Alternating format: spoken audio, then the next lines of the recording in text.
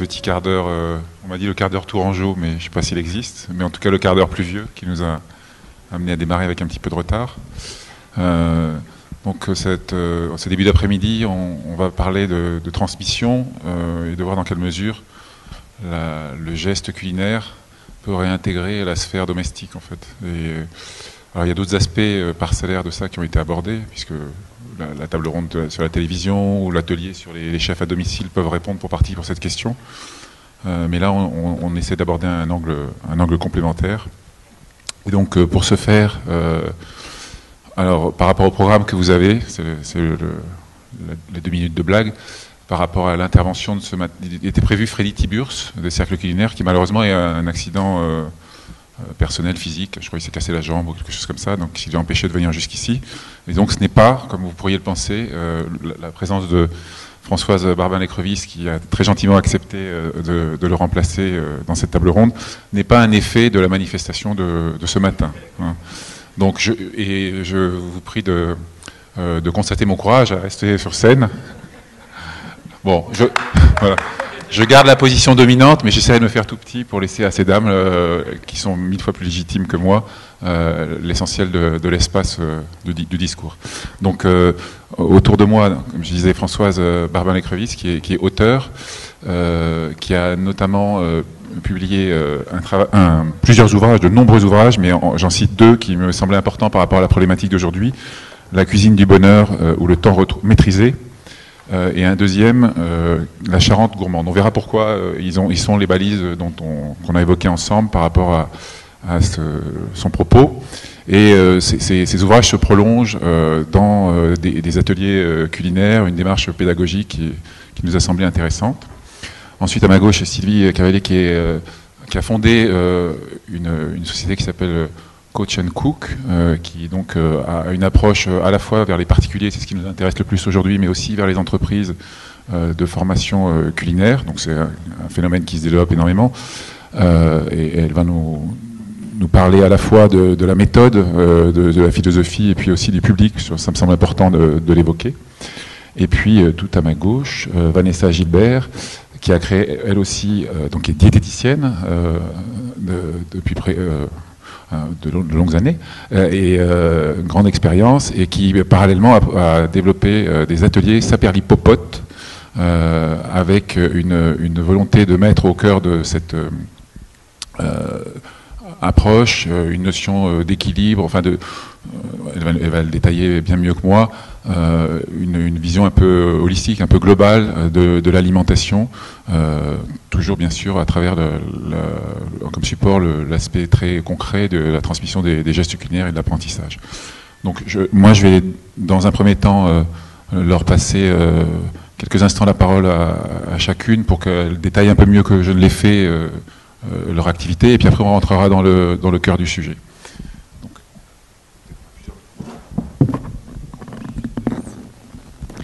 Bonjour à tous et toutes. Donc effectivement, pour ma part, je suis Sylvie Cavelier. Je vais dire que j'ai une double vie. J'ai une formation d'ingénieur et pendant 15 ans, je travaillais dans le milieu de l'automobile chez Renault. Et j'ai à côté une passion qui est la cuisine. Et effectivement, en 2009, j'ai fait le choix de créer Coach & Cook pour la simple et bonne raison que j'en avais assez que les personnes se refusent de cuisiner sous prétexte que ça prend du temps, que c'est difficile, je sais pas. Bref, tout un tas d'excuses qui font que je constatais autour de moi que les personnes ne prenaient plaisir à cuisiner que quand elles recevaient. Donc j'ai voulu casser ce constat et surtout apporter mon savoir-faire en termes d'organisation, que ce soit pour les particuliers ou pour les professionnels. Quand je dis les professionnels, c'est des personnes qui sont amenées à travailler ensemble dans le cadre du travail. Pour les particuliers, j'ai comme baseline orchestré vos repas de la semaine. C'est en fait le but pour les particuliers, c'est de leur permettre de préparer leur repas de la semaine en 3 heures. Finalement, 3 heures suffit pour préparer l'ensemble des repas de la semaine et manger sain et équilibré tous les jours de la semaine, même quand on a plein d'activités le soir. Pour les professionnels, ce sont des formations, des ateliers de management par la cuisine. C'est montrer que la cuisine est un superbe outil qui permet de vraiment travailler ensemble, de créer une cohésion, et que ce soit pour les particuliers ou les professionnels, la cuisine est vecteur d'épanouissement. Okay. Alors là, on a une autre approche. Donc oui, moi je suis diététicienne, comme le disait Monsieur Aron, depuis 17 ans maintenant, un peu plus. Et donc j'ai eu différentes expériences dans mon parcours professionnel, notamment je me suis expatriée pendant 6 ans de l'autre côté de l'Atlantique en Martinique, donc ce qui m'a donné aussi une expérience au niveau découverte d'une autre culture culinaire, même si on est en France, on est quand même dans un autre milieu culinaire que celui que l'on connaît ici. Et lorsque je me suis installée en libéral, donc en 2007, il y avait vraiment cette notion aussi qui revenait souvent dans les gens que je rencontrais, que la cuisine c'est compliqué, que à faire au quotidien c'est pas drôle, etc. Et donc de cette constatation est née un petit peu l'envie de passer à la pratique, de ne pas faire que parler de l'alimentation, mais aussi de pouvoir pratiquer. Et donc j'ai créé les ateliers de Saperlipopod, donc où je propose à la fois le volet cuisine, mais aussi le volet dégustation, puisque apprendre à manger, ça passe aussi par apprendre à déguster, à se servir de ses 5 sens, etc. Donc je fais pas de cuisine diététique, vu que la cuisine diététique, ça n'existe pas. Toute cuisine étant diététique. Donc voilà. Et moi, ce que je mets dans la notion de la diététique, c'est vraiment une approche globale de l'alimentation dans toutes ses dimensions, c'est-à-dire la dimension physiologique, biologique, mais également la dimension sociale, la dimension historique, psychologique, etc. L'acte alimentaire est un acte à la fois très simple et à la fois très complexe, mais pas très compliqué dans l'absolu. Alors donc on a cette version harmonie alimentaire, plus la dynamique de l'individu ou du groupe. Et puis on a, en tout cas c'est comme ça qu'on en avait parlé, la dimension mémoire en fait. C'est Françoise Barban-Crevis. Oui, bonjour à tous. Alors moi j'ai toujours eu la passion de la cuisine. Un petit peu, peut-être à l'inverse, pas à l'inverse, mais je suis toujours entrée dans la passion de la cuisine très jeune, très petite, et je me suis pas posé cette question de me dire au départ les gens n'osent pas cuisiner ou ne s'intéressent pas à la cuisine ou n'osent pas faire, parce que j'ai toujours, dès ma tendre jeunesse, été baignée dedans par ma mère. Et puis, ce qui est curieux, c'est que mon parcours professionnel, ce n'est pas mon métier, c'est une passion, m'a conduite toujours dans des domaines liés à la gastronomie, d'une manière ou d'une autre, en tout cas toujours à la cuisine. J'ai travaillé pendant de nombreuses années dans un groupe de restauration d'entreprises qui s'appelle Eurest, mais donc ce sont des entreprises qui sont très structurées. Il y avait une diététicienne au niveau international avec laquelle j'ai travaillé pendant toutes ces années. Donc ça m'a ouvert beaucoup de connaissances, d'horizons et effectivement d'approches des besoins nutritionnels et de ce qu'il faut faire pour se nourrir. Ensuite, c'était sur Paris et nous avons avec mon mari quitté Paris pour rejoindre les Charentes. Donc, c'est ce qui explique aussi le titre de mon dernier ouvrage. Et là, j'ai intégré, alors on n'est plus dans le culinaire, mais on est dans le vin et la gastronomie, une société de cognac qui s'appelle Courvoisier. Donc j'ai découvert ce monde, la fabrication du cognac, etc. Et puis l'application, toujours pour moi ce qui m'intéresse, les applications en cuisine, aussi les recherches qui ont été faites au fil du temps sur ce produit. Et j'ai également continué en tant que chargée de communication dans une tonnellerie, donc on suit toujours le même cheminement, donc qui s'adressait au domaine du vin et pas uniquement du cognac. Alors, la passion culinaire, donc voilà, elle est née lorsque j'ai vu ma mère faire, donc j'étais très jeune. Elle cuisinait beaucoup parce que elle cuisinait toujours pour nous à la maison. On avait toujours du fait maison. Et en plus, mon père, par son métier, recevait assez souvent. Et maman se faisait un point d'honneur de préparer les repas à la maison le soir pour les gens qui le recevaient. Et Lorsqu'il était dans l'automobile, lorsque c'était le salon de l'auto, eh bien c'était tous les soirs. J'étais admirative de cette mère qui se couchait à 2-3 heures du matin pour tout ranger, pour recommencer le lendemain et recommencer des choses qu'elle préparait elle-même. Et ça, c'est vraiment quelque chose qui m'a marqué, qui m'a certainement conduite à aimer la cuisine parce qu'elle aimait le faire. C'était pas une contrainte, même si elle était fatiguée. Elle aimait faire cela et elle avait plaisir à apporter ces plats qu'elle avait réalisés malgré la fatigue, personne ne le savait, et que tout le monde goûtait, mangeait avec beaucoup de plaisir. Et ça m'a évidemment conduite plus tard à m'investir dans ce fait maison et cette envie de m'investir dans la cuisine. Alors, dans vos témoignages introductifs, ce qui est intéressant, c'est la genèse, finalement, d'une façon ou d'une autre, chacun d'entre vous, et je pense que c'est un fait assez global. Je dis ça parce que je sais qu'il y a de nombreux professionnels de la cuisine dans la salle. Vous venez occuper un espace qui a été abandonné, qui est l'espace domestique, abandonné depuis des siècles par les hommes, abandonné un peu, entre guillemets, même si c'est un peu provocateur, par les femmes depuis la révolution sexuelle, et un autre espace qui a été abandonné par l'éducation nationale à travers, je parle de la transmission de la pratique culinaire qui peut remplir l'espace domestique, c'est-à-dire qui fait qu'on peut cuisiner tous les jours ou savoir le faire et remplir le vide qui est créé par cette rupture de chaîne de transmission que j'évoquais. Et c'est pas un hasard, je pense que de plus en plus, en fait, ça parte de la sphère domestique, c'est-à-dire c'est de vos expériences personnelles, de l'intérieur de vous. Je pense qu'il y a aussi beaucoup de professionnels, on l'a vu hier, qui viennent avoir des parcours qui répondent à cette demande, mais on voit qu'on peut être autre, enfin pas stricto sensu dans le domaine de la cuisine, et répondre à une attente qui est comment je améliore ma performance à la maison. Et donc ces différentes origines amènent à remplir la même question, c'est qu'est-ce que viennent chercher les gens chez vous différemment, quelles sont les demandes en fait, quels sont les problèmes, qu'est-ce que vous essayez de, je suis presque un peu peut-être excessif, mais de réparer par rapport à ce chaînon manquant de la cuisine quand les gens viennent vers vous? Alors pour notre part, pour la clientèle de particuliers que nous avons, ce sont des personnes qui, comme vous et moi, mangent 3 à 4 fois par jour, ont une famille à nourrir la plupart du temps, et 7 jours sur 7. Donc là, le quotidien, il est présent 2 fois par jour. Et en plus, ce sont des personnes qui ont envie de manger sain et équilibré. Les 5 fruits et légumes par jour, on en entend tous parler, on a tous envie de les manger, on a tous envie de suivre les produits de saison, etc.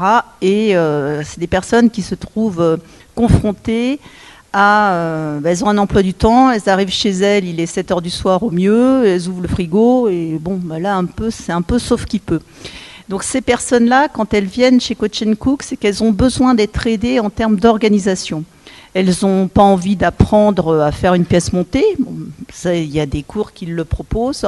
Elles ont plus envie de comment je fais pour manger correctement tous les jours de la semaine des produits sains et équilibrés. C'est plutôt dans cette optique-là qu'elles viennent, pour pouvoir nourrir leur famille et elles-mêmes.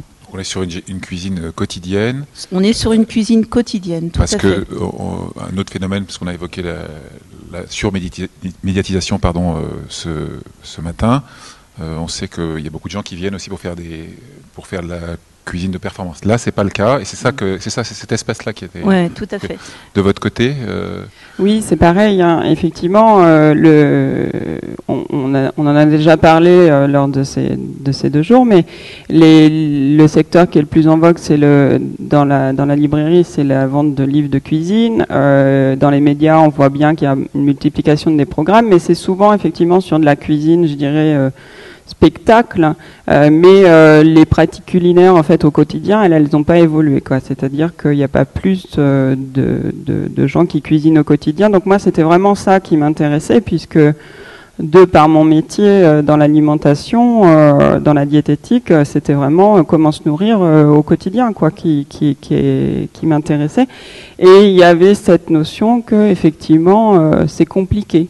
Donc moi, l'idée, c'est vraiment de proposer des recettes qui sont simples en réalisation, avec notamment un axe qui est donné à la notion de saisonnalité, donc aux produits de saison, mais avec cette dimension aussi de créativité, c'est-à-dire de montrer qu'avec des choses très simples, on peut faire d'une recette quelque chose de très personnel et qui a amené un petit truc supplémentaire, mais toujours en restant dans la simplicité. Et moi, j'ai un autre truc aussi, c'est la simplicité dans les ustensiles utilisés. Hein, c'est-à-dire que moi, mon appareil le plus performant, c'est un mixeur plongeur. Donc, j'arrive avec ma râpe à main, des couteaux, des fourchettes, des cuillères, comme tout le monde en a chez soi, et de pouvoir effectivement montrer qu'on n'a pas besoin d'un équipement de super grande cuisine ni d'un robot à 900 € pièce pour pouvoir faire de la cuisine dans le quotidien. Il y a souvent, les personnes prennent cette excuse-là, il faut du temps, il faut du matériel pour cuisiner. Et ça, non, justement, l'objectif, c'est vraiment de montrer qu'avec une planche et un couteau, ou, comme tu dis, il y a peut-être simplement un plongeur en plus, mais on arrive à faire des merveilles. Hein. C'est-à-dire que parce qu'ils viennent chez vous, hein, donc ils sont pas dans le contexte qui sera le leur ou qui est le leur habituellement du quotidien. Parce que là, que vous évoquez, c'est comment les aider à faire de la cuisine au quotidien. Et ce que je trouve intéressant, c'est planifier, c'est-à-dire c'est pas je rentre chez moi, j'ai appris à faire un plat, etc. C'est concevoir des menus. Et donc ils viennent néanmoins chez vous. Le matériel, c'est vraiment strictement le minimum. Ah, tout à fait. On a en fait dans nos ateliers un poste pour apprendre à cuisiner ou à s'organiser. Ça va être une planche, un couteau et un saladier. Et à partir de là, s'il y a aussi l'économe. J'aime bien l'économe aussi. Mais et la cuillère. La cuillère pour faire quoi ? Oui, goûter, tout à fait. Je l'ai entendu par ici, parce que c'est très important de toujours goûter ce qu'on fait. Mais donc le couteau, la planche, le saladier et la cuillère, et avec ça, on est le roi du pétrole. Alors on fait ce qu'on veut. Et oui, allez-y. Alors moi, ils viennent pas vers moi, c'est moi qui vais vers eux, puisque moi je n'ai pas de structure en fait d'accueil, mais c'est moi qui interviens soit chez les particuliers, soit dans des structures, foyers socioculturels, maison de l'environnement pour 2 exemples qui sont récurrents. Et donc c'est vraiment moi qui amène mon matériel. Donc en plus, comme j'aime pas me charger, comme j'ai juste un panier en osier, il ne faut pas que ça prenne beaucoup de place. Et vous voyez une différence quand l'intervention elle est chez les gens, au plus proche de leur univers habituel, quand c'est chez vous, enfin dans un cadre qui est plus informel? Alors moi j'ai vraiment l'expérience justement sur les particuliers, c'est-à-dire que auparavant je faisais les ateliers chez moi, j'ai déménagé, il se trouve que le lieu est plus petit et je ne pouvais plus accueillir chez moi. Et donc, à partir de ce moment-là, j'ai décidé pour les particuliers de les faire à domicile. Et sincèrement, je sais par les retours que j'ai eus que les personnes, en fait, à partir du moment où on fait l'atelier chez eux, vu que c'est leur matériel, c'est leur lieu de vie, etc. En fait, ils ont beaucoup plus de facilité à refaire en fait la recette parce que c'est déjà ancré dans leur quotidien, c'est déjà ancré dans leur espace de vie.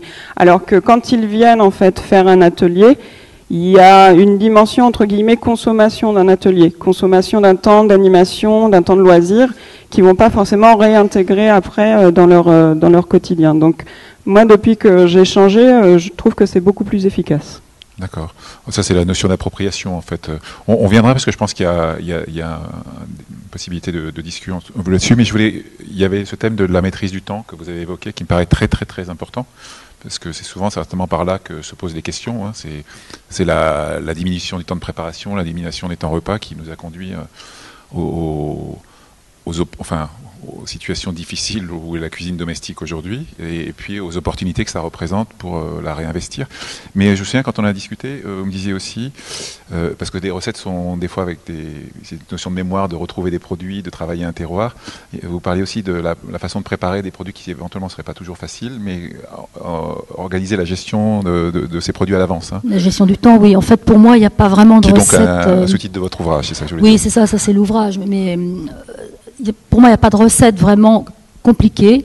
Il y a des recettes qui sont plus rapides que d'autres. Et souvent, les gens qui sont pas trop, enfin, les personnes qui ne maîtrisent pas trop la cuisine et à qui la cuisine peut faire peur, c'est plutôt, ils parlent compliqué quand ils veulent dire long. Voilà. Et en fait, c'est vrai que c'est du temps, la cuisine, mais on peut réduire le temps de diverses manières. Par le matériel, donc là je vous rejoins complètement toutes les deux, parce que j'ai aussi écrit un livre qui s'appelle Poêle et casserole, le tour est joué. Donc le matériel, vous voyez là, il est vraiment réduit au maximum. Il n'y a pas de four, pas de micro-ondes, pas de rôtissoir. Et on peut faire des plats en pâte. J'ai quand même trouvé le moyen de faire des feuilletés, des gâteaux, des tartes, des tourtes sans four. Pour revenir à cette maîtrise du temps, cet ouvrage, La cuisine du bonheur ou le temps maîtrisé, c'est-à-dire que j'avais développé dans ce livre, pour aider les gens, des paragraphes. Il y avait par exemple, je dis préparation de la mousseline, et en haut, j'ai dans un encadré, la préparation de la mousseline peut se faire la veille, par exemple. Donc j'avais découpé mes recettes, ça peut se faire la veille, ça peut être l'avant-veille, et finition et montage 1 heure avant, cuisson au dernier moment, ou peut-être 3 heures avant, voire la veille, selon la recette. Donc ça permettait aux gens de s'organiser. Ça a bien plu, parce qu'effectivement, il y avait déjà la notion de maîtrise du temps qui enlevait qui adoucissait cette peur de l'approche de la cuisine en tant que consommateur de temps. Donc ça, c'est important. Et ça, c'est un aspect, mais il y a l'aspect effectivement du matériel aussi. Ça fait peur à beaucoup de gens d'avoir un matériel compliqué ou multiplié en fait. Alors ça fait peur ou ça les excite aussi? Parce que si on parle globalement du contexte qui est pour partie favorable, cette fascination pour la cuisine qui devient presque un geste créatif, individuel, etc. Les gens sont inondés de livres où il y a beaucoup de recettes compliquées. Je pense qu'il y a de plus en plus de livres de cuisine. C'est vraiment une tendance depuis 2-3 ans qui sont, il y a notamment des chefs qui se mettent à faire des livres, leur version comme à la maison. Je pense à 2-3 ouvrages que j'ai en tête qui vont dans le sens du vôtre, donc rendons les choses pratiques. Mais pour venir sur les motivations, prolonger sur ma question sur les motivations des gens qui viennent dans vos ateliers, est-ce qu'ils arrivent encombrés d'imaginaires culinaires sophistiqués? Ils arrivent avec des inhibitions, vous l'avez évoqué. Est-ce qu'ils arrivent aussi avec des attentes très techniques, ou est-ce que vous arrivez rapidement à les mettre au diapason de la simplicité que vous voulez leur donner? En fait, quand ils arrivent chez nous, déjà, ils ont l'envie. Il faut, je dirais, pour pouvoir cuisiner chez soi au quotidien, il faut avoir envie. À partir du moment qu'on a l'envie, après, ils viennent chez nous pour avoir une aide en termes d'organisation et puis aussi apprendre. Alors, apprendre, je me suis rendu compte au fil des ateliers que finalement, apprendre, ils n'ont pas besoin d'énormément d'informations. Je dirais le maniement du couteau, ça suffit. En fait, ils ont surtout besoin d'être mis en confiance. Et le fait de leur donner quelques techniques comme le truc tout bête, mais d'avoir déjà toutes les matières premières avant de se lancer dans la réalisation d'une recette, ou pendant que, je vais reprendre l'exemple de mon mari qui est pas du tout cuisinier, qui est rassuré que je cuisine pas mal à la maison. Et de temps en temps, je le mets au fourneau, entre guillemets. Et ce qui est assez amusant, c'est que dès qu'il fait quelque chose, par exemple une pâte à tarte, une pâte à tarte, ça peut être simple, mais très vite, ça peut devenir compliqué si on oublie tout simplement de mettre la farine sur le plan de travail pour étaler. Mais ce sont souvent, malheureusement, des petits trucs comme ça, tout bêtes, qui, on va appeler ça astuce, tour de main, transmission de savoir. Mais si on n'a pas ce petit truc-là, on peut très vite être en galère. Et les personnes qui viennent dans nos ateliers, ils viennent pas pour apprendre des grandes techniques de chef ou de faire une performance. C'est vraiment pour avoir ces trucs au quotidien, pour rendre la cuisine facile. Mais est-ce qu'ils arrivent à avoir une vision globale des choses au bout d'un certain temps? Ouais. Parce que ça me paraît important, parce que vous partez avec 2-3 trucs. Si je me mets par rapport à l'apprentissage, l'enseignement, on doit avoir à la fin quand même... Et en fait, il y a des réflexes qui viennent. Par exemple, quand on attaque une nouvelle recette, on a envie de se lancer... dans la réalisation d'un velouté de petits marrons, par exemple.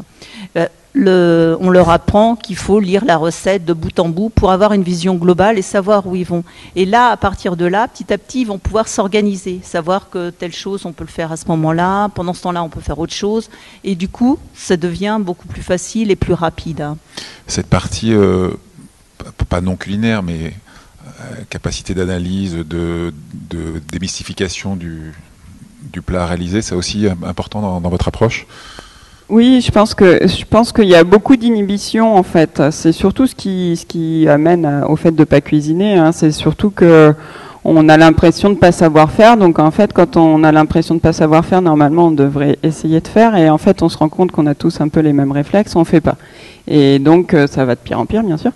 Et vraiment, il y a cette partie démystification. Puis en fait, moi, ce que j'essaie aussi c'est d'essayer aussi d'amener les gens à comprendre ce qui se passe. C'est-à-dire que, pour reprendre l'exemple du velouté de potiron, moi, il y a eu une fois une personne qui me dit, mais je sais pas comment on fait une soupe. Moi, j'ai jamais fait une soupe. Moi, je les achète en briques. Ok, bon, bah, une soupe, c'est quoi? C'est liquide, solide? Bah, c'est liquide. Bon, les légumes, à la base, c'est liquide, solide? Bah, c'est solide. Donc, pour que ça devienne liquide, il va falloir quoi? Et puis, en fait, d'essayer d'amener comme ça aussi par cette réflexion, en fait, à essayer de comprendre, voilà, ce qui se passe dans la cuisine et dans l'élaboration d'une recette. Quand on fait une pâte, c'est par exemple quand ça colle trop au doigt, bah tiens, qu'est-ce qu'il faut faire?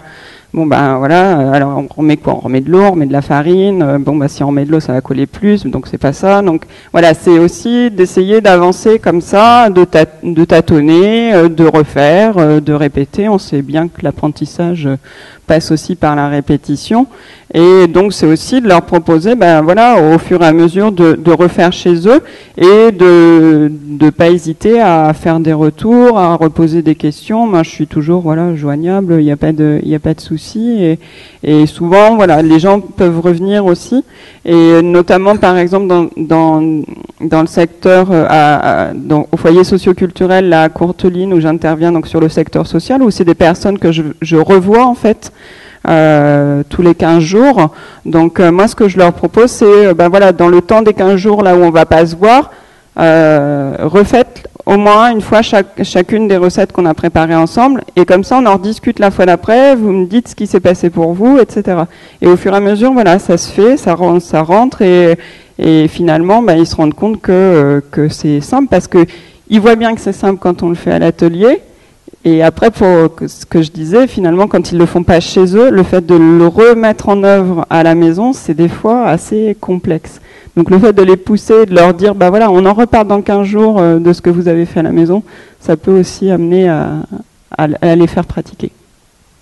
Oui, moi, je voudrais compléter aussi. On a une offre pour les entreprises.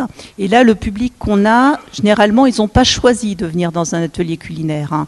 Ils sont là, ils savent qu'ils ont un atelier, par exemple, de cohésion d'équipe, mais ils ne savent pas qu'ils vont faire de la cuisine. On garde l'effet surprise, parce que pour certains, effectivement, ça fait peur, ils s'en font tout un monde. Hein. Et donc là, on a un public pour certains qui n'ont jamais cuisiné, et qui se retrouvent dans l'obligation de cuisiner parce qu'ils sont avec leurs collègues, ils ont un objectif de résultat et pour l'atteindre, ils doivent obligatoirement le faire ensemble. L'avantage de la cuisine, hein, c'est qu'on a tout de suite un résultat. En fait, on arrive et généralement, je ne devrais même pas utiliser généralement, je dirais tout le temps, aujourd'hui à 100%, les personnes sont toutes bluffées par le résultat qu'elles ont, parce qu'elles s'en font un monde. Il y a eu toute une période, plein d'années, où la cuisine, c'était une affaire de chef. Si on n'avait pas fait l'école qui va bien, on n'était pas capable de cuisiner.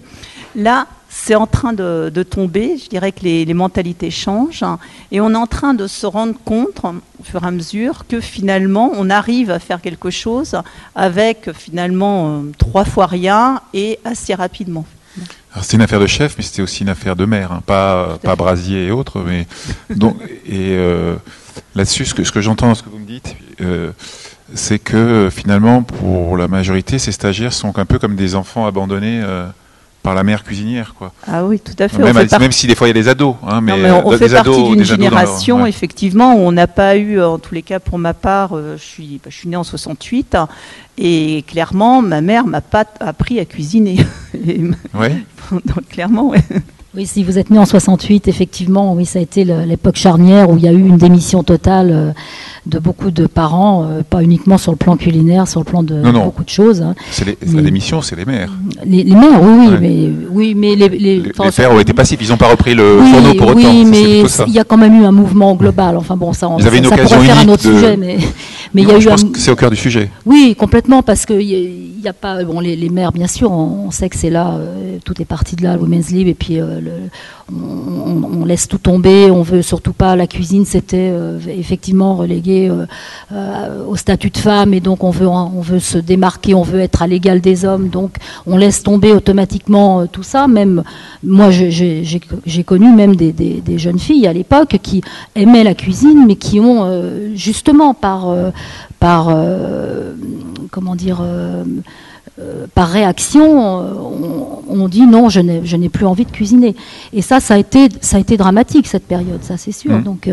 Donc Sylvie, bravo, parce qu'elle a justement après, elle a repris les choses, et c'est ça qu'il faut arriver à corriger. Moi, je trouve que depuis quelques années quand même, et c'est ce que vous disiez toutes les deux, je crois, c'est qu'il y a quand même un retour avec les jeunes, hein, les ados, hein, ou les jeunes, les plus vieux ados, je dirais, les jeunes couples, ont envie, et chez les femmes, et ça me rassure, ont envie de revenir à la cuisine.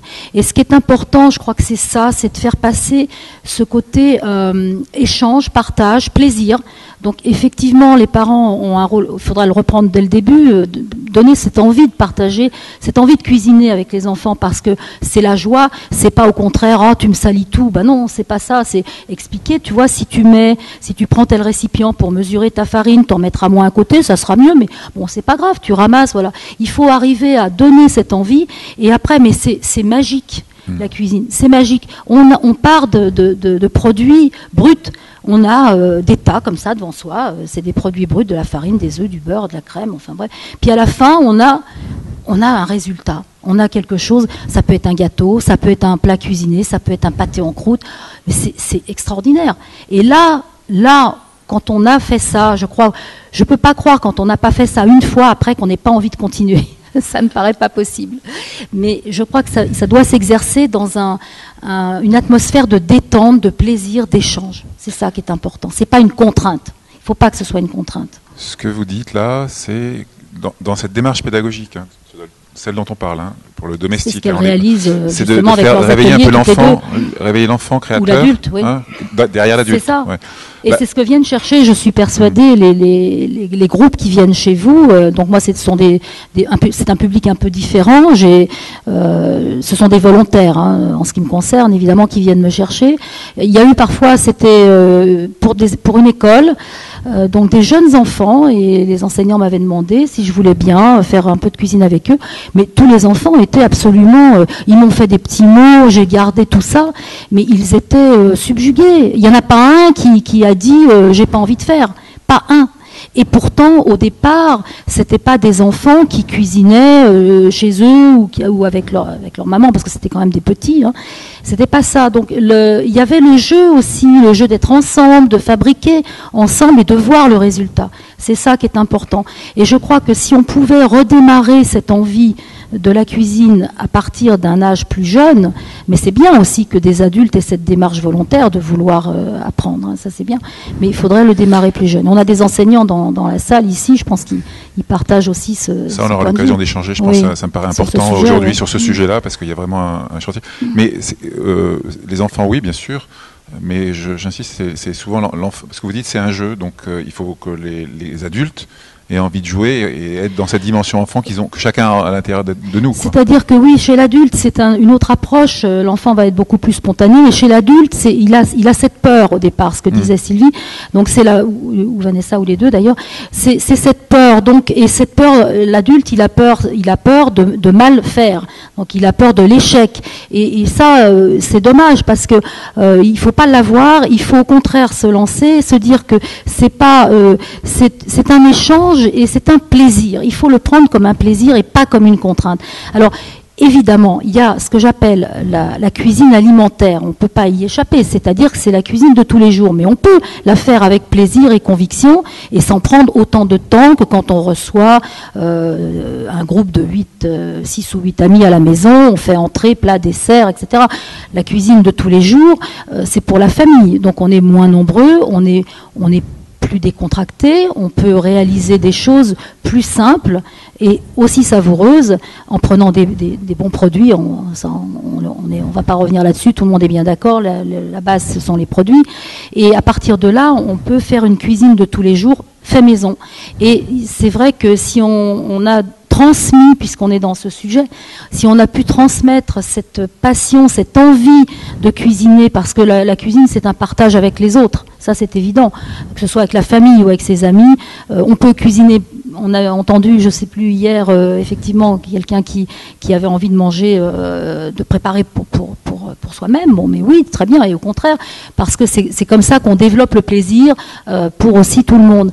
Mais il faut partir de cette notion de simplicité, de plaisir et d'envie de partager. Je crois qu'à partir de là, les adultes qui n'ont pas touché à la cuisine pendant X années vont forcément développer cette envie pour elles-mêmes et pour les autres, je le pense vraiment. Mais il faut le faire, il faut faire cette démarche. Alors c'est bien des ateliers comme Sylvie Vanessa, et bien ça amène ces personnes à venir un petit peu oublier leur peur. Je crois que c'est important. Ce qui est important dans ce que vous dites, c'est que le fait maison, c'est pas que pour les invités. C'est au quotidien. C'est ça, ce chaînon manquant, oui. Il est là. Alors, en revanche, vous dites retrouver, vous avez dit, que les femmes retrouvent. Moi, je pense que le principal problème, et ça m'amène à vous questionner sur la nature le genre des gens qui viennent vers vous, c'est pas seulement que les femmes retrouvent le chemin de la cuisine, c'est que les hommes le trouvent enfin aussi. C'est peut-être non ? Oui. On accepte les hommes. C'est facile cuisine, comme truc. C'est pour ça qu'on fait des cuisines ouvertes maintenant. Pour qu'ils puissent. Ouais. Non, mais effectivement, en termes de. Qui vient vous voir concrètement, c'est les hommes, les femmes, comment ils réagissent? Alors, je dirais c'est quand même majoritairement des femmes, faut reconnaître. Majoritairement, c'est quoi? C'est 80-20, c'est 60-40. 60-40. C'est une petite majorité quand même. On n'imagine pas ça. Vous auriez ouvert un atelier de cuisine dans les années 60, il n'y aurait pas eu besoin, mais dans les années 90... Ouais. Non, par contre, c'est plus une tranche d'âge qu'on a constaté. Nous. En fait, on a plus des personnes qui... alors, ponctuellement, si on va avoir la génération Y, mais là c'est le fait d'être ensemble et de pouvoir prendre plaisir à cuisiner. C'est un prétexte. Là on est dans le loisir. Mais pour le quotidien, c'est plus quadra, quinca. En fait, des personnes qui se retrouvent à nourrir une famille et là qui ont vraiment envie de se prendre en charge en termes d'alimentation. Ils ont vraiment envie de nourrir tout le monde correctement. Ils s'intéressent à leur corps. On sait qu'à partir de 40 ans, si on veut garder, être en forme, il faut bouger, manger. Et là, effectivement, on est dans ce créneau-là. Donc il y a un côté de refaire chez soi. Refaire chez soi, oui, parce que c'est un peu son. Alors il y a le côté effectivement faire chez soi. Il y a aussi par rapport à tous les plats qu'on trouve préparés, il y a un indice de confiance là qui a quand même fortement diminué. Et aujourd'hui, on est conscient que si on veut manger correctement, faire soi-même, c'est quand même un gage déjà de qualité, je dirais. On sait quelles sont les matières qu'on utilise. Après, on a une visibilité, en tous les cas, sur ce qu'on mange. Et ça, aujourd'hui, les personnes en sont conscientes. Vanessa, vos populations d'apprenants, c'est des hommes, des femmes? Ça dépend, en fait, ça dépend les ateliers. Par exemple, en secteur social, on a souvent un mix hommes-femmes. Beaucoup plus que dans les ateliers, je dirais, classiques, tout public qu'on va ouvrir et les gens viennent par eux-mêmes. C'est quoi? C'est une question de disponibilité encore ou de... Non, je suis pas sûre. Je pense que quand il y a une difficulté sociale, il y a aussi souvent des difficultés pas des difficultés d'ailleurs, ça se vit très bien, le fait d'être aussi seul. donc pas forcément en couple ou dans des familles qui sont séparées ou des choses comme ça. Et ce qui fait qu'il y a aussi des hommes qui se retrouvent seuls à devoir aussi, pour le coup, faire à manger pour eux-mêmes, éventuellement pour leurs enfants quand ils vont les avoir en garde. Et pour le coup, voilà, il y a du temps disponible parce que effectivement, ce sont, les gens qui viennent en tout cas à l'atelier, ce sont des publics qui sont en recherche de travail, donc sur des temps qui ne sont pas occupés à cette recherche de travail, ils vont venir à l'atelier. Mais c'est justement aussi l'atelier, là, ça rejoint un petit peu ce qu'on disait tout à l'heure, c'est que la cuisine, elle va être aussi une façon de pouvoir s'exprimer, pouvoir s'extérioriser, et notamment dans les dynamiques de recherche de travail, d'aller vers l'autre, d'aller vers l'extérieur, de pouvoir aussi se positionner. Dans la notion de la cuisine, dans le fait de reprendre son alimentation en main, dans le fait de reprendre sa santé en main, la préparation, etc., et souvent les personnes me disent mais tiens, j'ai plus confiance en moi, j'ai plus je vais plus facilement vers les autres.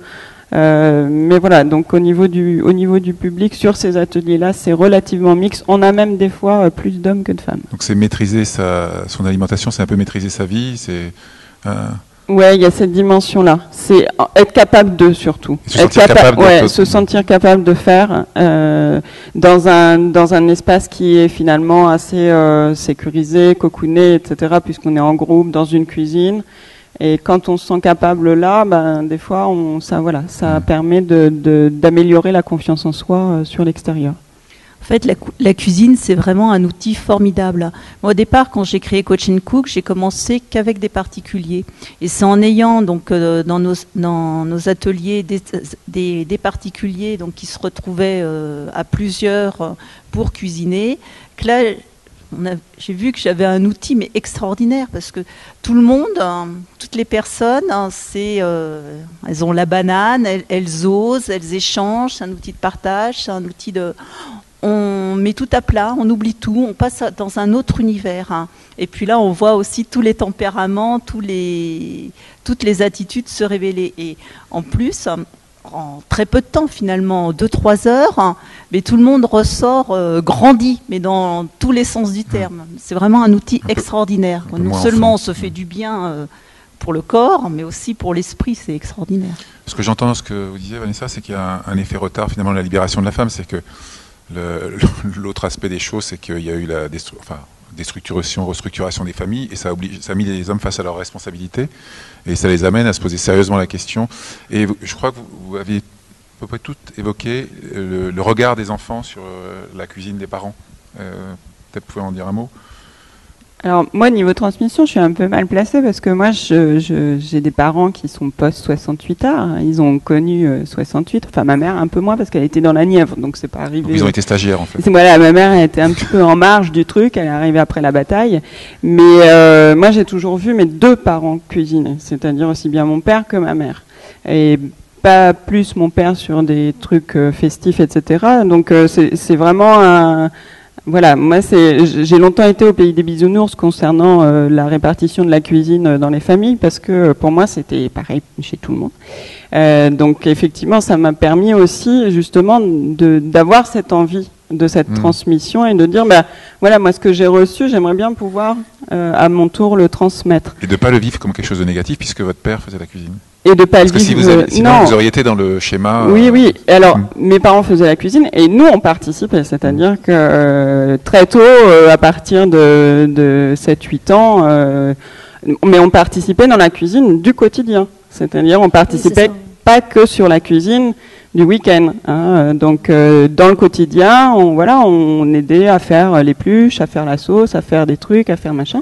Et ça, je crois qu'au niveau de la transmission et du regard des enfants par rapport à la cuisine, c'est vraiment quelque chose qui manque, c'est-à-dire cette transmission de la cuisine dans le quotidien. C'est-à-dire qu'on fait la cuisine avec les enfants, par exemple, le week-end ou les mercredis, quand il y a du temps libre, etc.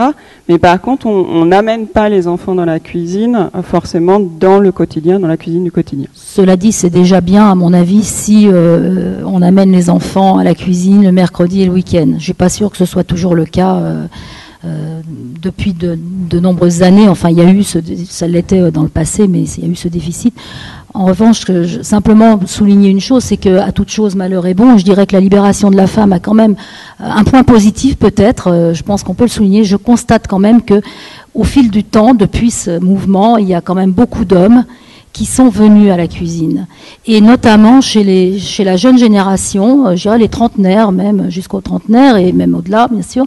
Mais il y a, pourquoi ? Parce que finalement, ils ont envie, s'ils avaient la chance d'avoir une maman qui cuisinait, même s'ils ne participaient pas à la cuisine parce que c'était pas dans les règles que le garçon ou l'homme soit dans la cuisine, eh bien, ils ont envie de retrouver un petit peu la cuisine de maman ou la cuisine de la grand-mère, qu'ils n'ont plus parce que souvent la femme, alors on peut pas jeter la pierre à ce mouvement pour la femme, évidemment. Pourquoi il y a eu ce mouvement ? Parce que effectivement les femmes étaient prises à l'extérieur en travaillant et on peut pas tout faire non plus.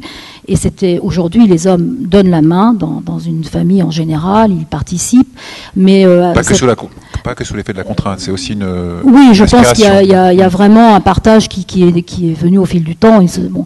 Mais quand il y a eu ce mouvement, ça a été une cassure très très très vive, et puis les femmes ne pouvaient pas tout assumer. Donc la cuisine a été sacrifiée, et c'est ça qui a, je pense, amené les. Je sais pas, il y a des hommes dans la salle qui pourront peut-être dire ce qu'ils pensent là-dessus, mais je crois que ça a eu cet effet bénéfique d'amener pas mal d'hommes quand même à vouloir s'investir en cuisine, à réaliser eux-mêmes. Ils sont contents de voir que effectivement, quand ils ont ne serait-ce que participé, pas forcément réaliser entièrement une recette, mais participer et voir le résultat, se dire, mais je pourrais peut-être aussi, pourquoi pas, la faire moi-même. Et ça, je crois que c'est un élément assez déterminant quand même aujourd'hui. Je pense que ce que vous dites, c'est un indicateur. Moi, je donne depuis plus de 15 ans maintenant un cours dans des écoles de management qui est centré sur le goût, et la question introductive que je pose, c'est est-ce que vous aimez manger, est-ce que vous aimez goûter, est-ce que vous aimez faire la cuisine?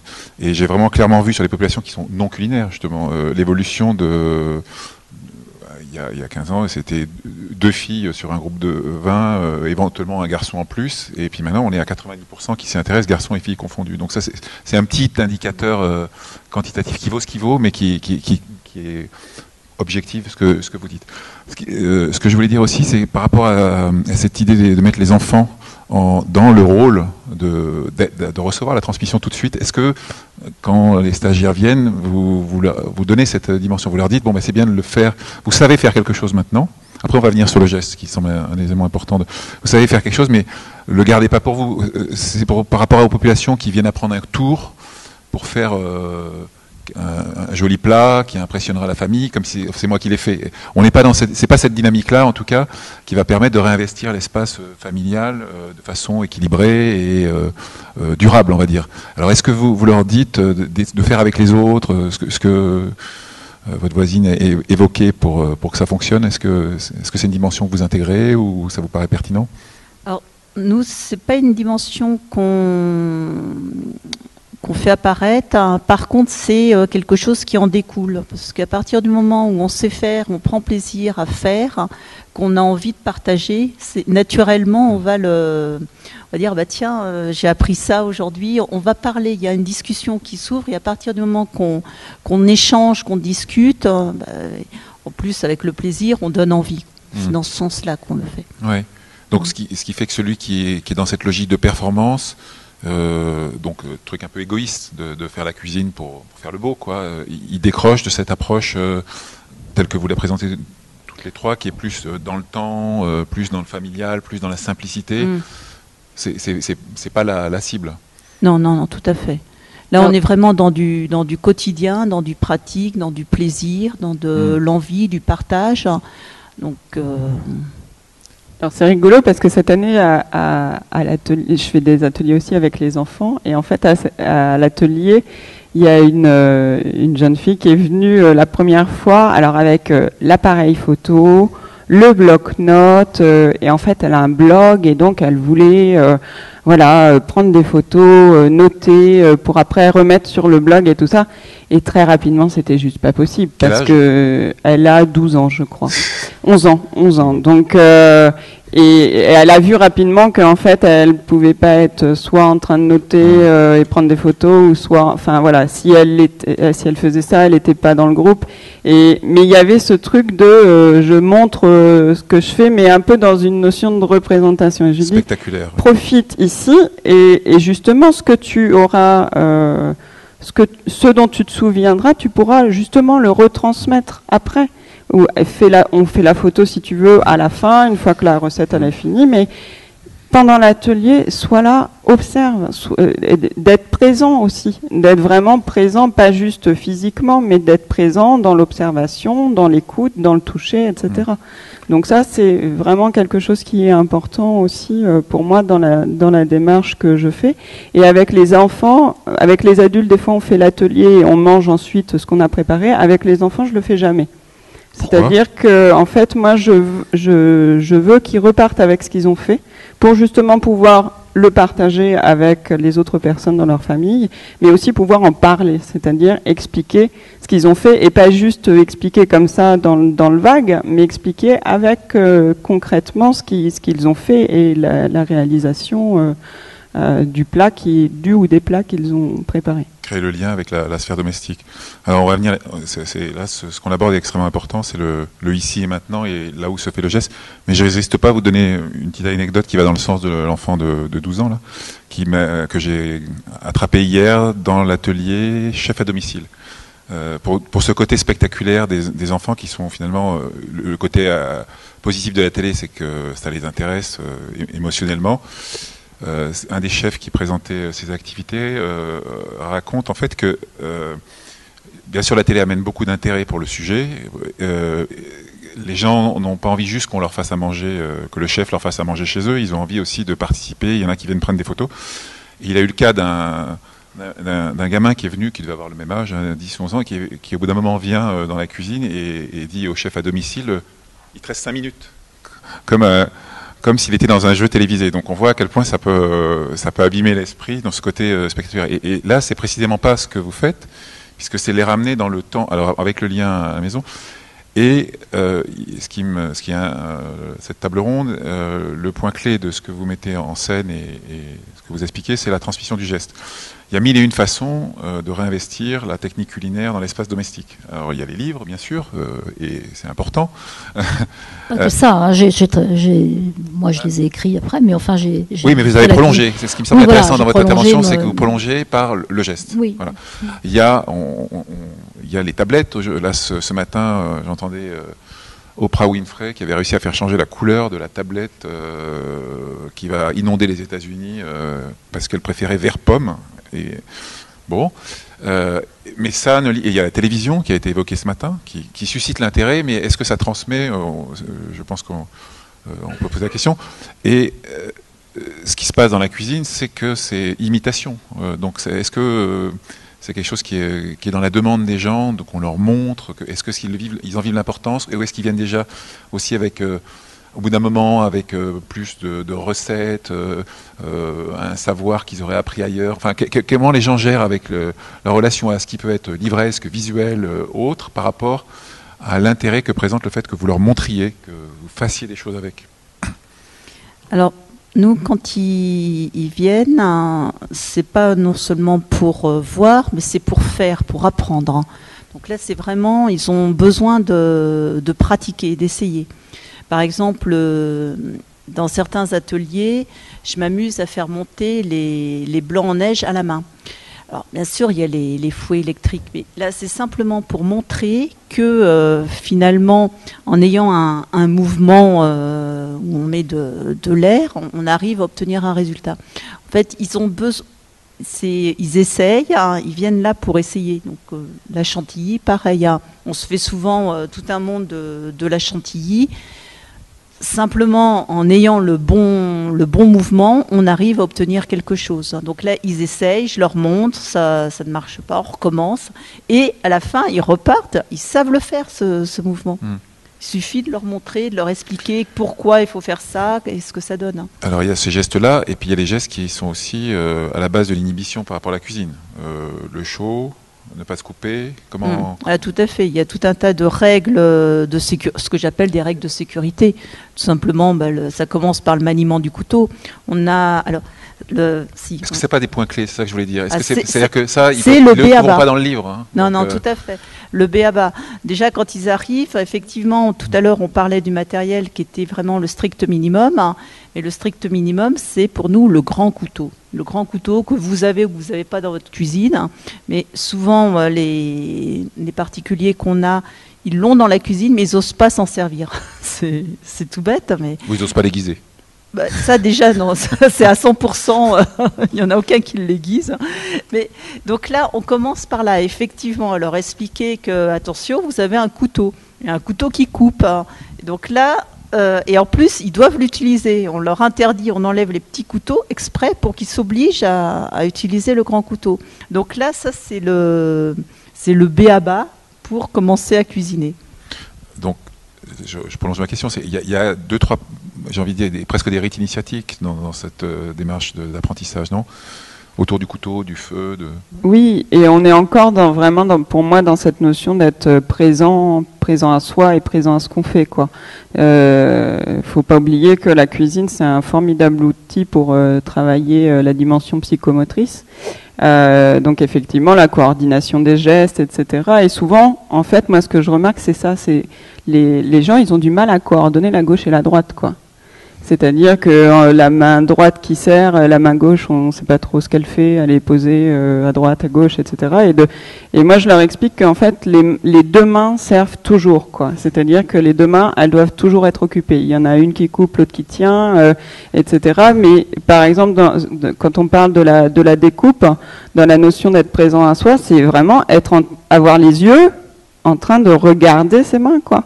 C'est-à-dire qu'on n'est pas en train de regarder le copain ou la copine dans le cadre des ateliers que moi je fais en groupe. On est vraiment en train de regarder ses mains, où est le couteau par rapport à sa main ou à son doigt, et si le doigt il est en dessous du couteau, il y a risque, il y a danger. Donc voilà, c'est ça, c'est voir, prévenir l'autre qu'on a mis quelque chose à chauffer et de façon à pouvoir voir, montrer des signes aussi. Par exemple, quand vous disiez par rapport au chaud, quand on met une casserole sur le feu, un des signes que l'eau est chaude, c'est que il commence à y avoir de la vapeur. Donc là, on sait qu'il y a plus de danger que quand la vapeur elle n'est pas en train quand elle n'est pas présente. Cette maîtrise-là, c'est une étape dans les ateliers pour eux? Là, c'est le b.a.-ba. Il faut commencer par là. En fait, oui, c'est le problème, c'est toute la problématique de la transmission. Et ça, quand on a eu la chance d'avoir une mère ou une grand-mère ou une tante, enfin peu importe, ou peut-être un père, hein, il y en a qui peuvent transmettre la cuisine, mais on l'a dès le départ, tout petit, on apprend tout ça, ça devient instinctif, je dirais. Et ce sont plus des gestes qu'on a besoin de s'approprier. Après, c'est moins des gestes, je dirais, que des techniques. Ce que cherchent les gens qui n'ont pas, les adultes, qui n'ont pas eu cette chance d'être initiés de façon dans les gestes de tous les jours à la cuisine, qui n'ont pas eu cette chance, eh bien, je pense qu'après, ce qu'ils cherchent, c'est ce qu'ils appellent de la technique, c'est-à-dire qu'on leur donne les moyens de savoir effectivement, une chantilly, ça se monte comme ça, par quelle technique on va arriver à réaliser ça, et puis à progresser de cette manière. Donc, il y a un apprentissage que l'adulte doit effectivement faire, qu'il n'aurait pas à faire s'il avait eu la chance d'avoir la transmission lorsqu'il était à son plus jeune âge, en fait. Et ça, c'est le côté... il faudrait reprendre les choses au départ. Mais... Et pour aller un petit peu plus loin, vous me disiez aussi sur le registre de la technique, c'est de gérer le décalage, toujours pour mettre en avant l'importance de la transmission par imitation, avec quelqu'un qui vous montre le décalage entre les recettes telles qu'elles apparaissent et telles qu'elles peuvent être réalisées ou avec ou sans variante. Tout à fait. Pourquoi j'ai eu envie de concrétiser ma passion de la cuisine dans les livres? Eh bien, moi, j'ai souffert à l'époque. Aujourd'hui, il y a sûrement plus d'attention portée aux recettes qui sont imprimées, donc diffusées. Mais alors j'ai appris avec maman, comme je l'ai expliqué, et puis il y a un moment, on a envie de voler de ses propres ailes dans la vie, c'est comme ça dans tous les domaines. Et j'avais décidé décidé de faire moi-même une recette. Ça, je me souviens parfaitement de ce jour-là. Maman n'était pas là et je me lance. J'avais pris dans un livre une recette et c'était, je crois, un gâteau. Et en fait, j'ai raté. Donc, je persuadais que ça venait de moi parce que j'étais sans maman, justement. Donc, je lui dis, tu vois, je comprends pas. J'ai pourtant fait tout ce qu'ils m'ont dit dans le bouquin, etc. Maman regarde, elle lit en vitesse et tout de suite elle me dit mais c'est normal, ça pouvait pas marcher, regarde, il y a un problème d'impression, la quantité de farine par rapport au reste des ingrédients, ça pouvait pas fonctionner. Et d'elle-même, elle me dit, tu vois, je pense que tu multiplies par 2 là, et puis on va le refaire si tu veux, on va le refaire. Et puis effectivement, donc il y avait eu un problème dans la pédagogie qu'on prend à l'État, enfin pour argent comptant finalement quand on veut, et ça peut décourager les gens. Ça c'est très embêtant parce que quelqu'un qui se dit je vais m'y mettre uniquement à partir de là, sans personne à côté, c'est pour ça que cette transmission avec le savoir, l'expérience d'une personne qui vous prend par la main, finalement, c'est très important. Alors aujourd'hui, heureusement, on a des personnes comme Sylvie, comme Vanessa, comme beaucoup d'autres, qui prennent en charge ce manque qu'il y a pu avoir au départ. Et j'espère que par là, on va effectivement arriver à redonner ce goût qui est de la cuisine à beaucoup, parce que c'est nos valeurs, c'est revenir à nos valeurs, et puis à notre santé aussi, quelque part. Mais c'est très important d'avoir quelqu'un à côté qui a pu nous guider au fil du temps, et on ne l'a pas toujours eu. Ce qu'il y a, c'est qu'on a évidemment, on observe cet accroissement quantitatif extraordinaire des livres et donc des recettes, avec, c'est vrai, des décalages des fois, notamment les recettes de chefs qui ne sont pas toujours applicables, pas dans tous les cas. On a une grosse amélioration qualitative de ça, un grand souci oui, dans les livres qui sont sortis dans les dernières années, oui. Mais on a encore une source de... pas d'erreur, mais de fourvoiement des gens qui voudraient faire et qui finalement n'arrivent pas avec les livres. Oui, ça dépend. En fait, les livres de chef, je crois qu'il faut aussi que le public sache choisir ces livres. Les livres de chef sont extraordinaires.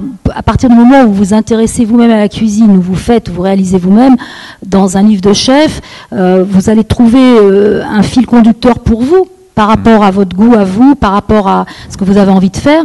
Et s'il y a une technique qui vous semble pour vous un peu compliquée, soit parce que tout simplement vous n'avez pas le matériel que le chef il a, eh bien quand vous êtes intéressé à la cuisine et que vous savez la manier vous-même, vous n'avez plus besoin maintenant de cette personne qui vous tient par la main, eh bien vous allez interpréter ce que le chef a mis, et c'est une communion vraiment là.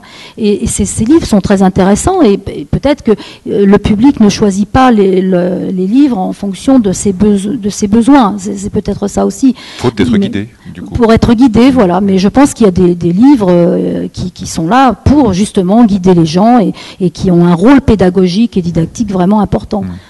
Alors c'est sûr que dans vos approches, vous n'allez pas vous faire des amis avec les fabricants de matériel. Notamment, on sait que je crois qu'il y a un accroissement de 15% chez les revendeurs de matériel professionnel à destination du grand public, puisque vous prenez les outils simples. Maintenant, c'est peut-être aussi une question de stade, de niveau atteint par les stagiaires. Je ne sais pas, puis c'est moins important. En revanche, j'ai envie de vous challenger. Après, on donnera la parole à la salle dans 5 minutes, mais sur dans la transmission des mères au sens large, ou des pères, s'il y avait quelques téméraires à l'époque, il y a l'idée de la répétition qui semble important. Or, dans les stages, c'est pour ça que je vous dis challenge, dans les stages, il y a quand même un côté qu'on vient, on fait un plat, on repart, on essaie de le réussir, vous conseillez de le refaire tout de suite à la maison, mais je vous provoque, mais j'imagine qu'il n'y a pas un stage où vous revenez faire 5 fois une daube ou 5 fois un soufflé au fromage, c'est à chaque fois un plat différent. Donc ce que faisaient les mères, c'est pas totalement cette possibilité de corriger les petits gestes en permanence, ou ce que font les enseignants pour les professionnels, c'est moins présent dans ces approches. Bon, je suis obligé de couvrir le sujet dans sa globalité. Alors, effectivement, les personnes, quand elles viennent chez nous, par exemple, elles vont apprendre à faire 3 plats. Donc 3 plats, elles vont le refaire, elles vont le refaire. En combien de temps ? En 3 heures, par exemple. Et donc elles vont les faire, refaire, mais à un moment, c'est bon, elles auront envie de passer à autre chose, et heureusement, Donc là, elles vont revenir dans le cours. Mais effectivement, elles vont continuer à toute la méthodologie qu'on leur a donnée, toute l'approche de confiance en elles, comment tenir son couteau, comment éplucher son oignon, comment le découper, comment tous ces petits gestes du quotidien. Quelle que soit la recette, de toute façon, on va les retrouver. Donc c'est vraiment dans la... Donc là, on refait, même si elles apprennent une recette différente, la technique reste la même. La technique de lire la recette en entier, la technique de tenir son couteau, la technique de mettre de l'air quand on utilise le fouet, etc. De casser son œuf. Oui, donc ça c'est le maillage de techniques qui sont transverses et que petit à petit on intègre. Mais sur l'exécution d'une recette particulière, c'est-à-dire si l'objectif c'est de faire manger pendant une semaine au bout de quelques cours, si vous changez les 3 plats à chaque fois, ça remplit pas forcément cet objectif, quoi. C'est la question de refaire, faire et refaire pour arriver à savoir faire au bout d'un moment. Donc, ou alors vous gérez le retour d'expérience d'une séance sur l'autre. Comment vous faites si vous changez les plats à chaque fois, vous n'êtes pas comme la mère qui, toutes les 15 jours ou les 3 semaines, tiens, on va refaire une charlotte. La dernière fois, c'était pas tout à fait ça. Vous voyez ce que je veux dire? Non, j'en ai pas du tout dans cette logique-là. Non. Ou alors, s'ils ont appris à faire une charlotte pour le plaisir de faire une charlotte, c'était la saison des fraises. Là, maintenant, on est passé à la saison des pommes. Ils vont le faire autour des pommes, par exemple. Mais on considère qu'une fois qu'ils l'ont fait, appris en un coup. Ouais. Bon. Alors, en fait. Moi, je suis pas du tout sur la notion de la rentabilité. C'est-à-dire qu'en fait, s'ils sortent de l'atelier en ne sachant pas faire, je n'estime pas ne pas avoir fait mon travail. Échec, non, c'est pas un échec parce que je pense que on apprend toujours des choses, quel que soit le moment, et voilà. Et moi, je suis là pour susciter l'envie, susciter des questionnements, etc. Mais après, je ne me substitue pas à la volonté de la personne, quoi. C'est-à-dire que on est chacun, en tout cas, c'est ce que je pense, on est chacun maître de nos vies, et que si quelque chose est important pour nous, voilà, on va répéter, on va questionner. Alors, moi, j'ai la chance dans mon métier diététicienne de revoir les gens. Pour le coup, lors des suivis, on va reparler, on va re-questionner cette notion-là. Et notamment chez des personnes qui justement ne cuisinent pas, qui vont à un moment donné se lancer dans le truc. Grosso modo, ils ont une chance sur 2 que ça marche, une chance sur 2 que ça marche pas. Et quand ça marche, c'est bien. Quand ça marche pas, c'est bien aussi, quoi. Enfin, c'est aussi, voilà, à votre sens, qu'est-ce qui n'a pas marché? Alors, c'était quoi? C'était trop sec, trop cuit, trop machin, trop truc. Et hop, on recommence. Quand on parlait de démystification tout à l'heure, il y a aussi un truc sur cette notion de recette, de quantité, de temps, on a l'impression que c'est immuable. Or, en fait, le problème de travailler avec des produits frais notamment, c'est que le produit va se comporter différemment en fonction du jour où vous cuisinez. S'il pleut, s'il fait soleil, ça se comporte pas de la même façon. Ça dépend des ustensiles que vous avez. Un four à gaz, un four électrique, ça marche pas pareil. Ça dépend de tellement de choses qu'en fait, je crois que il faut vraiment justement être là, observer, et c'est à ce moment-là où en fait on va réussir à appréhender les choses. Donc oui, il y a après cette notion de répétition, elle va aussi être nécessaire pour eux. Enfin, c'est quelque chose que moi j'évoque dès le début en fait, quand je vais pas revoir les gens. C'est-à-dire que ce moment-là, et puis de laisser l'objectif relativement ouvert. Oui, dans l'absolu, même si elles le refont pas, le moment qui a été vécu, il est réellement vécu. Il est intégré, donc il est intégré. Ouais. C'est-à-dire que la question que je posais, c'est parce qu'on est quand même dans une société de performance. On observe aussi qu'il y a beaucoup de stages. Il y a des grosses machines de guerre sur les ateliers de cuisine aujourd'hui. On va pas donner de nom, mais où on a besoin de repartir avec quelque chose de fait, et à la limite, si l'enseignant aide un peu, l'important c'est que ça soit fait jusqu'au bout. Et il n'y a pas forcément cette notion de continuité de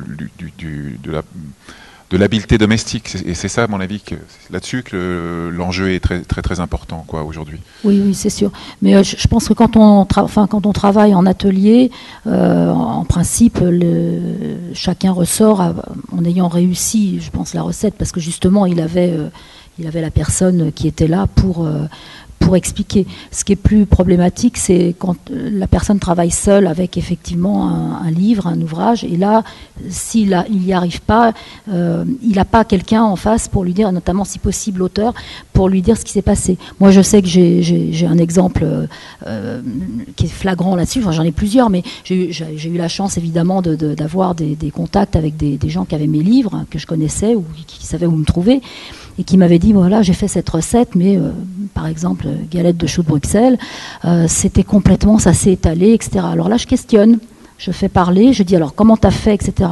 Et on trouve toujours la raison. C'est-à-dire qu'en fait, les gens ne suivent pas forcément non plus. Moi, je sais que je fais mes recettes, j'ai mon cahier à côté du fourneau. Bon. Eh bien, les choux de Bruxelles avaient été tout simplement cuits dans de l'eau bouillante, à l'eau. Et moi, j'ai bien dit, faut les cuire à la vapeur. Parce que qu'est-ce qui se passe après quand on mixe, bah forcément on a un surplus d'eau, et quand on veut faire ses galettes dans la poêle, bah ça tient pas. Voilà. Donc il y a souvent une explication, et c'est encore une fois, je dis, c'est la transmission du savoir avec quelqu'un qui est très important, parce que c'est cette personne qui transmet, qui va pouvoir dire et qui va pouvoir expliquer. Et on est dans ce sujet-là, je suis complètement d'accord que la transmission doit se faire le plus jeune possible, comme je l'ai dit, ça j'en suis convaincue, mais après, toujours avec quelqu'un qui va expliquer, qui partage son expérience. C'est l'échange.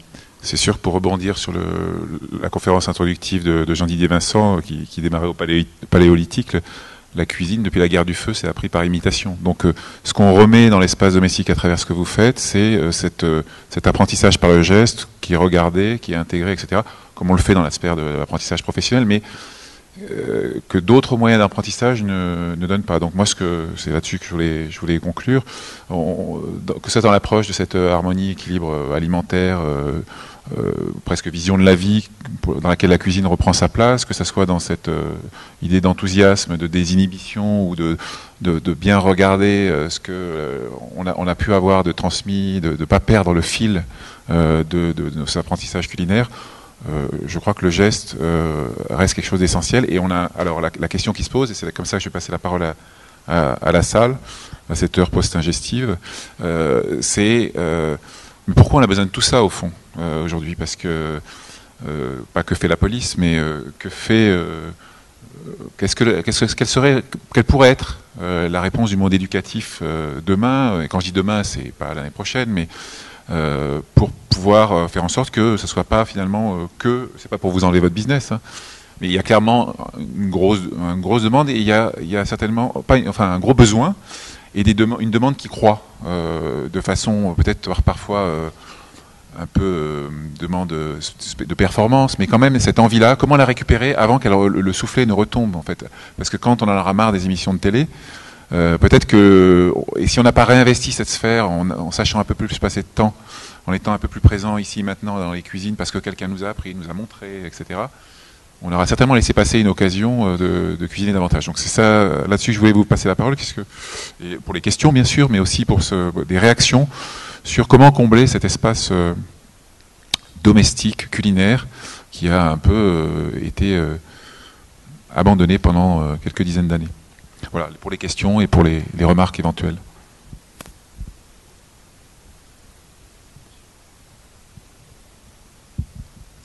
Bonjour.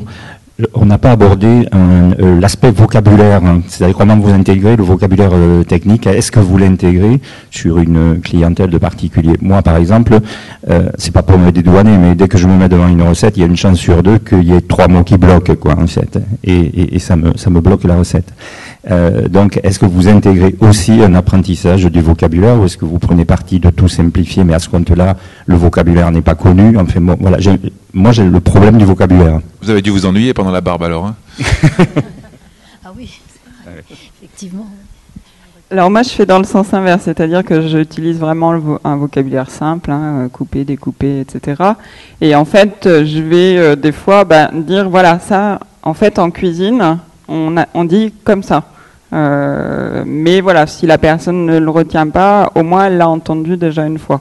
Mais je fais pas l'inverse, d'expliquer des termes culinaires, sauf si on me le demande, mais voilà. Alors, pour répondre à cette question, moi justement j'avais cette problématique-là en tête parce que j'ai toujours souvent entendu les termes culinaires, je les connaissais, mais quand j'ai décidé d'écrire mes recettes pour les partager avec le plus grand nombre, j'ai choisi comme option de mettre dans le corps de la recette, d'expliquer ce qui était à faire, et entre parenthèses à la fin le mot technique. Voilà, pour que le lecteur s'habitue au fil de mes recettes aux termes techniques. Ce dont moi j'avais bénéficié en fait avec ma propre mère lorsqu'elle me montrait en cuisine, lorsqu'elle m'expliquait et elle me disait voilà, tu fais fondre sans faire colorer tes oignons ou tes échalotes, ça s'appelle suer. Vous voyez, c'était ça. Donc j'ai toujours procédé comme ça et en me disant que peut-être c'était le moyen de faire tomber ce côté rébarbatif pour les amateurs qui sont pas qui s'investissent pas dans les cuisines professionnelles. C'est vrai que ça a un côté qui peut être rébarbatif. Alors souvent des livres ont un lexique à la fin, on peut s'y reporter aussi, mais je me disais que comme Vanessa le fait quand elle explique finalement, c'est de donner l'explication complète et le mot technique qui vient après. On peut peut-être le mémoriser plus facilement. Plutôt deux remarques que des questions par rapport à ce que vous dites. Je crois que c'est très important, effectivement, le geste plutôt que juste la recette. Et je crois que sous l'appellation atelier de cuisine, il y a vraiment deux choses très différentes. Les grosses machines, moi je vais citer par exemple l'atelier des chefs, ils sont là pour apprendre des recettes parce qu'en fait, eux, ils sont quand même plutôt dans une logique business. Et à la limite que vous reveniez, que vous réappreniez une autre recette. Alors que l'intérêt de plutôt vos approches à vous, c'est que les personnes, elles apprennent à faire et à pouvoir refaire après autre chose. Donc je pense que peut-être ce que vous faites, et particulièrement Vanessa, c'est d'aider à comprendre ce qu'on fait. C'est comme ça qu'on pourra le refaire et qu'on n'aura pas juste à faire une recette comme on la ferait d'un livre de cuisine. C'est-à-dire de pouvoir comprendre le geste et aller après au-delà de la recette et pouvoir décliner la recette. Donc ça me paraît important que les animateurs d'ateliers puissent justement décoller les gens de la recette et leur faire prendre du recul par rapport à ce qu'ils sont en train de faire. Et c'est comme ça qu'il y aura peut-être qu'on rattrapera la transmission que les gens n'ont pas eue. Mais alors, je suis tout à fait d'accord avec ce que vous disiez. Ça serait intéressant qu'on intervienne dès les enfants. Donc peut-être que les gens vont intervenir là-dessus. Moi, pour rebondir sur ce qui a été dit ce matin, je suis un peu inquiète parce que souvent je dis pourquoi on ne refait pas des cours de cuisine à l'école. Et j'ai peur que l'hygiène avec un grand H empêche de faire ça. Et j'ai peur qu'on meure de l'hygiène, de l'hygiénisme, au lieu qu'il nous sauve.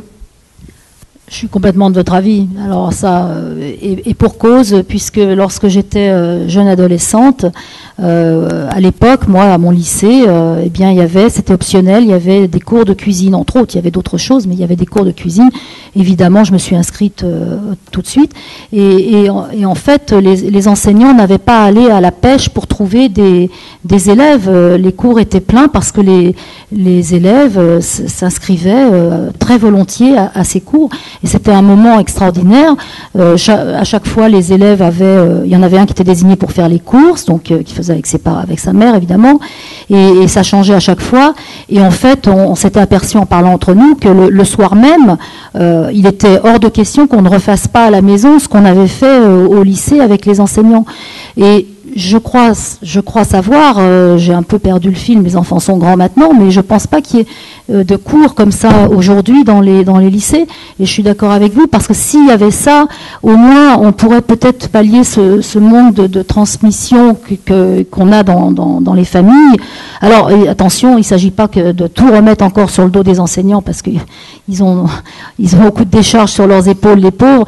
Mais c'était pas le cas à l'époque, pourtant, et c'était optionnel. Et je crois que c'était une manière de donner le goût et la découverte aujourd'hui de la cuisine, parce que c'est un moment de partage vraiment et de plaisir. Donc vous avez raison. Et alors là, il y a peut-être des enseignants dans la salle, je le sais, mais il y a un travail certainement à mettre en place avec l'éducation nationale. Je ne sais pas. On prend encore deux questions parce que comme on était un peu en retard, on vole 2 minutes encore. Oui, j'aurais voulu savoir si dans ces ateliers, vous travaillez en particulier par rapport aux enfants sur des aliments qui sont difficiles de leur faire apprécier. Si les recettes, elles partent, si vous proposez directement des recettes, ou parfois ce sont les enfants qui proposent qui ont des envies particulières, et si éventuellement ça se situe essentiellement sur des recettes à base de produits sucrés ou autres qu'ils apprécient déjà. Ah non, non, non. Alors, avec les enfants, par exemple, sur le loisir, moi, je les vois tous les 15 jours. Donc, c'est une fois salé, une fois sucré. Comme ça, au moins, il n'y a pas de discussion possible.